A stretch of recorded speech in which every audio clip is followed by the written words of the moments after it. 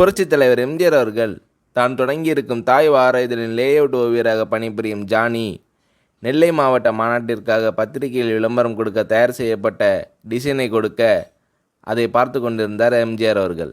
அந்த லேஅவுட்டில் அண்ணா அவர்களின் படம் சிறியதாகவும் நம் புரட்சித் தலைவர் எம்ஜிஆர் அவர்களின் படம் பெரியதாகவும் அலங்கரிக்கப்பட்டிருந்தது.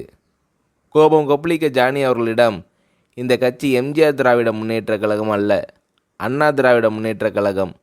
அண்ணா அவர்களின் பெயரால் தொடங்கப்பட்ட கட்சியில் அண்ணா அவர்கள்தான் மக்களுக்கு பிரகாசமாக தெரிய வேண்டும், நான் அல்ல.